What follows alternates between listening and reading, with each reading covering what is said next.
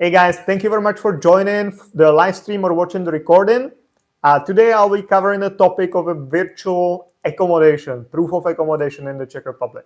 Because that's a thing that can completely mess up your application. It can lead to a denial of your visa, and it can even lead to like a forever ban of you from coming to Europe or the Czech Republic specifically. And why is it so, and what is it all about, and how to prevent consequences like that? That's something I will cover right now. So basically, what is it about, or how did it appear? The thing is that for any type of visa or residence permit application in the Czech Republic, you need to prove that you have accommodation arranged in the Czech Republic. So let's say if you're applying for a student visa, long-term visa, student purpose, or employee card, blue card, family reunification, you always must have an accommodation arranged, which kind of sounds reasonable because the Czech government obviously doesn't want you to live somewhere like in the street or under the bridge or whatever. On the other hand, it's sometimes very difficult to get that because now the market in the Czech Republic, the housing market is difficult anyway. You know, even if you're in the Czech Republic, if you already have a visa, if you have a job, everything, and you're looking for accommodation in the Czech Republic, it's very difficult to find one, and it will take you a couple of weeks probably to find suitable accommodation. If you're not even in the Czech Republic, let's say you're in your home country in the US or Australia, India, Pakistan, South Africa, wherever, and you're trying to find accommodation like this, that's even like more complicated, 3 times more complicated. Plus, of course, it kind of brings the trouble that if you even find a real accommodation to live, if you find a place where you want to live, which you want to rent out, or which you want to rent, then you will need to start paying the rent. And if you haven't applied for a visa yet, you don't even know when you will come here, when the visa will be approved. And if the visa will be approved, you might end up paying for a flat where you don't live for a couple months, like 6 months, 5 months. Yesterday, I was at the trade license office with a client from South Africa, and he was paying for accommodation for 5 months before he could move here. So that's actually what the ministry wants you to do. Even if you are not here yet, if you're in India and you're just collecting documents for your application, you should find a place to live, like a real place, sign the lease agreement, and then use the lease agreement as your proof of accommodation. That's the clean way. That's how the ministry wants you to do that. On the other hand, from many perspectives, some of them I have just explained, it makes no sense. It's a stupidity. So there is something called a virtual proof of accommodation. Basically, you just pay someone, a landlord or owner of a property, to provide you with the documents you need for the visa.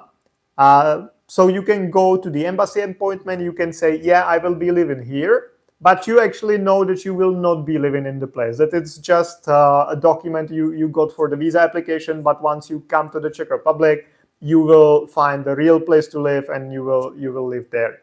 So from like a real life perspective, or from like normal thinking, it makes sense. And I think this, if there should even be like the proof of accommodation requirement for any visas, then this should be an option, because obviously it makes no sense for you to pay for rent or pay rent for a flat where you don't live and for an unknown amount of months, because the approval process can be 2 months or it can be 2 years. So you cannot pay for a flat forever. But unfortunately, the ministry doesn't like it, and it's actually kind of like illegal thing to do, because if you're using the virtual proof, you basically just pay someone to give you the documents you need, then you're using the fake document. It's basically a fraud against the government, because you're saying I will be living here, but you know that you will not be living there, so you're lying to the government.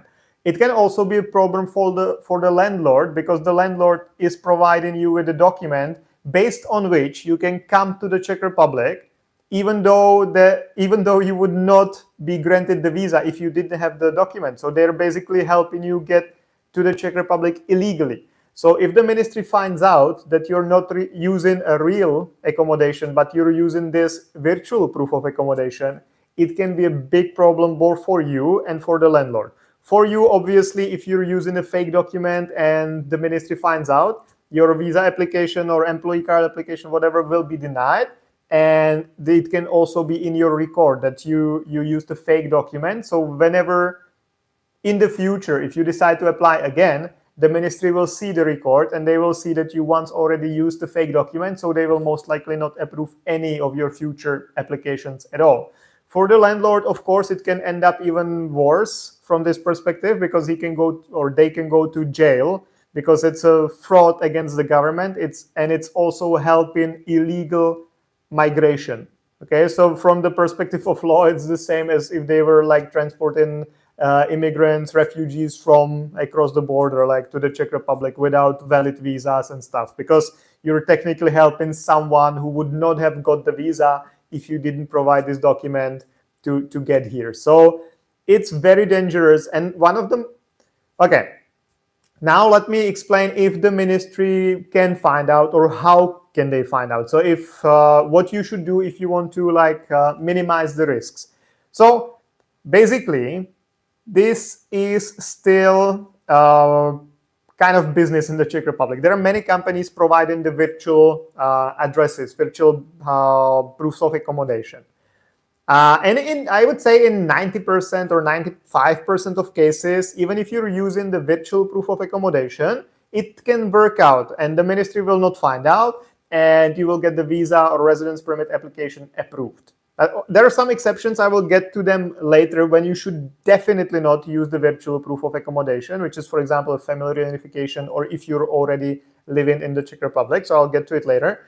But in most cases, if you're submitting your first application through the embassy, most likely it will be fine. But the problem there is that you cannot really verify the document in advance. Even if you are applying for a visa, you got this virtual proof and you want me to check it, for example, I will not be able to tell you anything other than the standard things. Who is the owner, if they are really the owner of the flat, if the flat is really a flat, all this. But I cannot check how many people they already have registered in the apartment. So what happened in the past is that, for example, one landlord had around 200 people officially registered in a small studio. And that's not like unusual thing, you know? So if there are like 5 people, 10 people, 20 people registered in one apartment, then it's okay. The ministry doesn't really care. It doesn't raise any flags. But if there is a studio and the same address for the studio was already used like for 100 people or 200 people, then the ministry will get suspicious and then they will start denying application based on this, because they will know that the proof of accommodation is fake. And you have no way of checking this, because there is no database of how many people are registered in a flat. The only database is basically the ministry's database, because they see how many people live at the same address, like from the foreigners group. So you cannot even check it. So you basically need to blindly trust the landlord that they're not screwing you over. And that's kind of scary. So I don't really recommend it.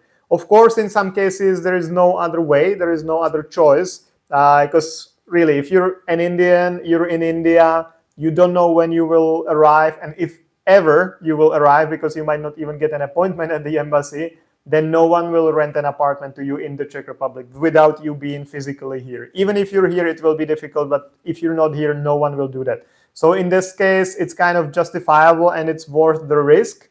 And especially if you're applying, for example, for an employee card or a blue card, like a residence permit, then the ministry cannot really deny the application right away.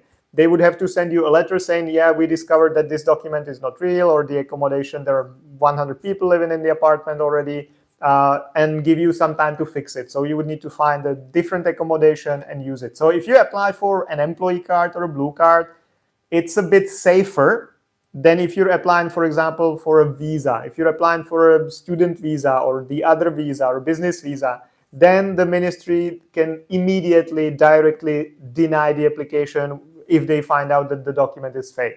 For residence permits, they need to follow some procedures, so it's not that risky, but still, I would see it as the very, very last option unless you can find something else. There are some tips I could give you regarding this, like how to deal with that if you have some friends, for example, here, or maybe people from your company, how they could help. So get in touch with me directly if you want to discuss this.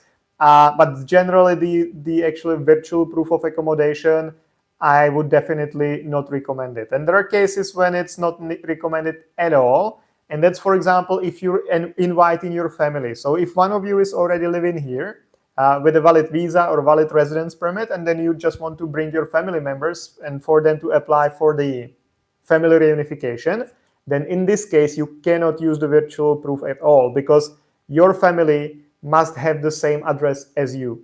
So let's say you're living in a dormitory and the dormitory will not allow your family to live there with you, or they will not provide any proof of accommodation for their applications. Then people tend to get a virtual proof. I've seen it many times in the past. But if you use that, the application will be automatically denied, or they will request additional documents from you because you're saying that you are bringing here your wife or husband or kids because you want to live with them, but both of you have different addresses. It just doesn't make sense, you know. So for family reunification, you always must have the same address. So using the virtual proof makes no sense at all. Also, using the virtual proof makes no sense if you're already in the Czech Republic, because that's not justifiable at all. Of course, if you live in a flat which is not a flat, then yes, you have no other option. But anyway, you should move to a different apartment, because anyway, you cannot live in such apartment. Or if your landlord tells you, I will not give you any proof of accommodation, then just get away, get out of the apartment, move somewhere else. If you have a landlord like that, it's not worth living in that apartment anyway. But if you're in the Czech Republic, it's not justifiable at all to use the virtual proof of accommodation. Because if you're not in the Czech Republic, you're in your home country, you want to apply for your first application, okay, that's justifiable, that no one will ever rent an apartment to you, and even if they did, you would need to pay the rent for a flat you don't live. So you could maybe argue with the ministry, and if you went to the court or something, then maybe you could win at some point. But if you're already in the Czech Republic, all these excuses will not work. So it's even more risky. And another thing is that if you're already in the Czech Republic and you use a virtual accommodation for your application, whatever application it is, then you might get screwed like very, very much, because the virtual address will become your official address in the register of the ministry. So if they want to send you, let's say you apply for extension of your employee card or student residence permit or business residence permit, whatever, and because you cannot register your address in your actual apartment because the landlord doesn't want to provide any documents, or the flat is not a flat or whatever, and you use the virtual accommodation, then if the ministry, for example, finds out there is a problem with your application, they will send a letter to the virtual address.